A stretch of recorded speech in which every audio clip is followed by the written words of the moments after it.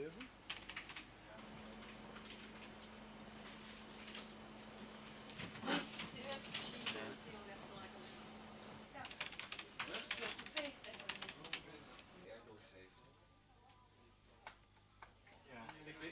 Only if we have some more evidence that the truth is concerned in this, and that the fact that he said that he was responsible also for their kidnapping, that we don't see this as the proof indeed, because on the other hand we learn from psychiatrists, for example, that we have to be very, very prudent with what these kind of people tell us.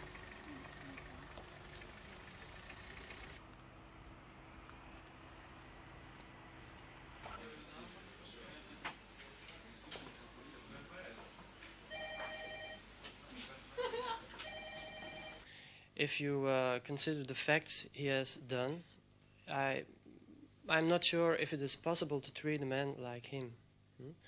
But in any case, if he had gotten out of prison in those days, he should have been followed up and been controlled more thoroughly, I guess. But again, in those days, they didn't have the possibility to do so, because there weren't any centers. Ce qu'il faut essayer de voir, c'est dans les...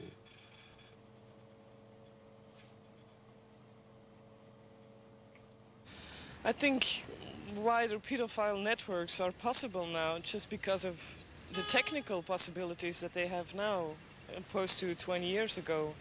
If you see that there are rumors that pedophile networks are also working through internet and stuff like that, that wasn't possible 20 years ago, which doesn't mean that I think that it didn't exist 20 years ago, but it was probably on a smaller scale than it is now.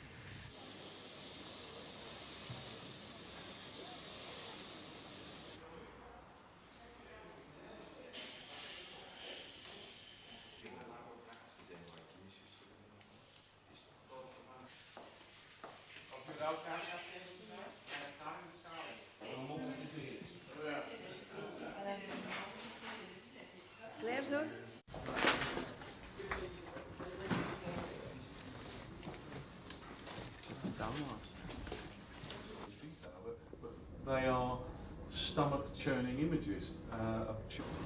Well, they are quite simply horrendous. I wouldn't want to describe them because they are clearly obscene and pornographic and very distressing, and indeed distressing for the officers who have been undertaking this work. Some of them involve children as young as 2 years of age, and one only has to imagine that to think just how terrible the criminality of these people is. Gene Weinschenk is here. Where are you, Gene? Gene is the... So the thing we do ask is... But not today. All right. We've been going for 24 hours. Yes. So if you can... That's a good question, because we know that in order to be part of it... Customs agents have tracked these suspects through cyberspace as they hid behind a maze of internet providers, servers, files, and screen names. We are now moving in on them and moving to bring the case to a close.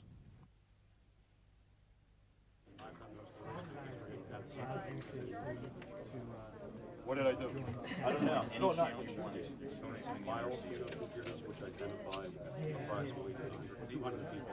The people who exploit children in this way think they can hide in cyberspace. They are wrong. We will find them and bring them to justice. Yes, absolutely. The internet has made it much easier. To make my identity, however. But you didn't do that to break it in this room? Just specifically, no. Use in English. There's no use. They would then set up their own server, which was hidden to the public, and the location of that was only distributed to members of the group. They would then also restrict access to that by password and by a username. So you had to know where it was, you had to know the right passphrases to get in. Once you were in there, it was a safe society, they thought. Pedophiles. Pedophiles, yes. Let's say Kyle. Poor Kyle. Kyle's online somewhere. He's not too happy. Let's go to user information. In the virtual world, he was the undisputed leader of the globe's biggest child abuse site. an online network of pedophiles in dozens of countries. Everything from babies and toddlers right up to, what they would describe as jailbait. The material that was particularly being produced by this group we knew was happening almost live and on demand. He is a predator. An extremely dangerous individual as far as I'm concerned. To catch this predator would take a unique operation, involving the coordinated efforts of police from Germany, the Netherlands, Denmark, the United States and Australia, who would piece together the man's identity, one clue at a time. We knew information about the administrator of the site, and we knew there were certainly significant suggestions that he was an Australian. And as soon as we had a sniff that we were dealing with an Australian who was potentially the lead administrator, that presents a challenge that we were prepared to take on. The head administrator presided over a site that was strictly hierarchical, with members who shared original material of them abusing children promoted, while others were punished for not meeting expectations. So to be a member, you had to have access to child exploitation material and be posting it onto the site for others to have. And that had to be an ongoing thing. And if you'd failed to do so, you'd be removed from the site. The level of material, the amount of material you posted was significant enough, high enough amount of material, then you could apply to move up the ranks and become a VIP. There was no bigger VIP than the head administrator. And the suspected Australian had one of the world's best victim identification specialists on his trail. I had photographs of him potentially abusing 7 different children, all preschool age, boys and girls, different ethnic backgrounds. Somewhere at the back of your mind there's something saying, who the hell is this guy that he's got access to those children? For 20 years, Paul Griffiths has trawled through images of child abuse for clues to the identities of victims and perpetrators. To unmask the head administrator, Griffiths would have to piece together a scattering of leads. Among them, an unusual greeting the man used online. And one of the things that I noticed was that on a number of occasions he's used that specific greeting, Hias, H-I-Y-A-S.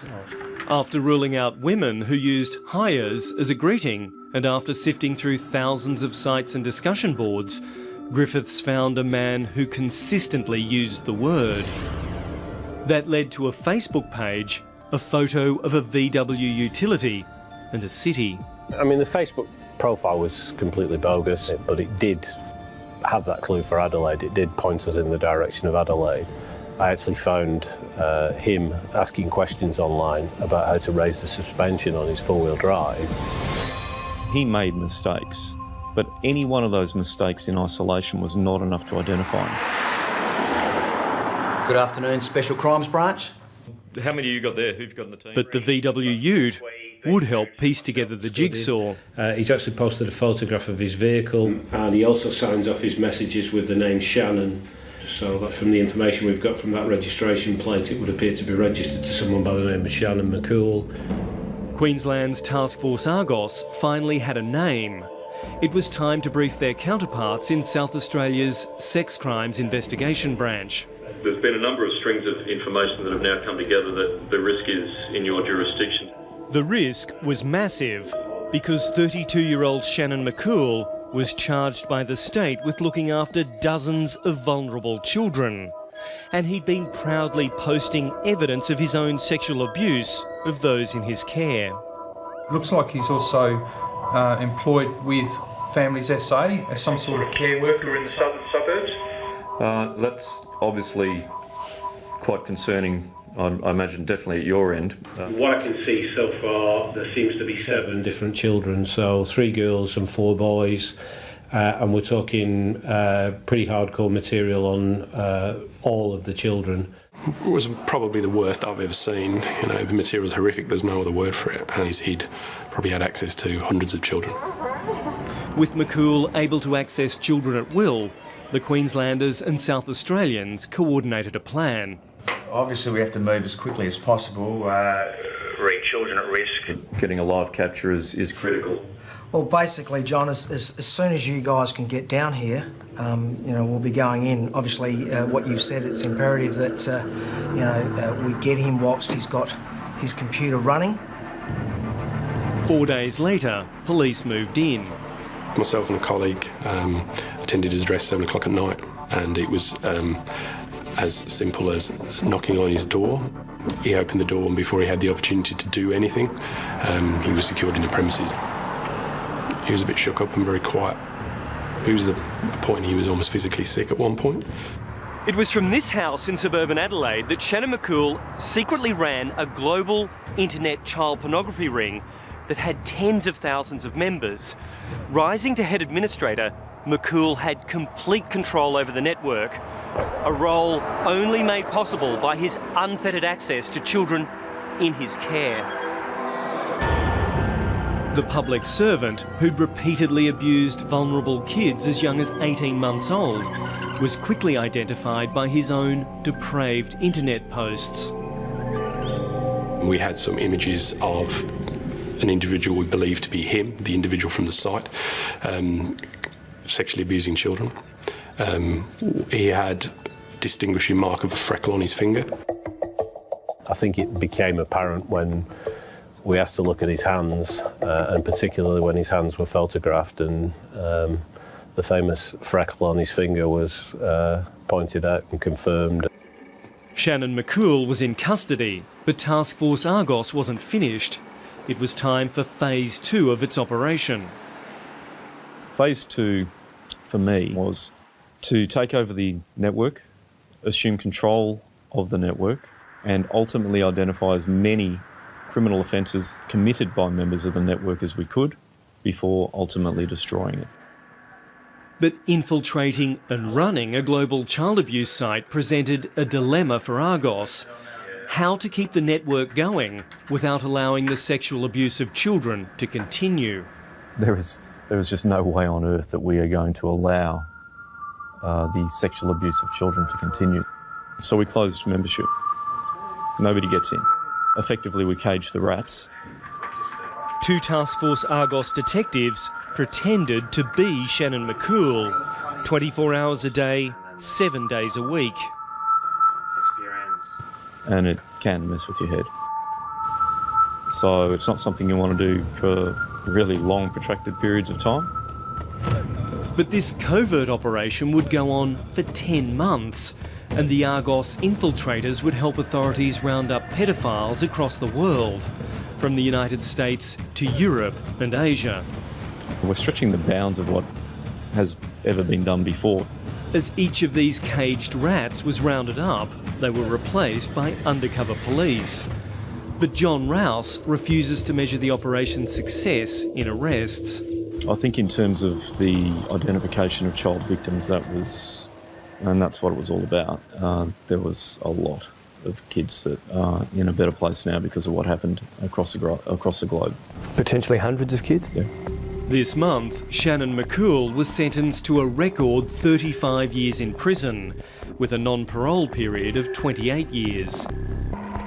Sometimes things are a little bit beyond comprehension, to be honest. But that is how calculating he was, so... sometimes it's very hard to understand how he could have done what he did. We see ourselves as the lucky ones in that we can actually do something about it rather than just sitting back and thinking, oh, that's terrible and there's nothing we can do.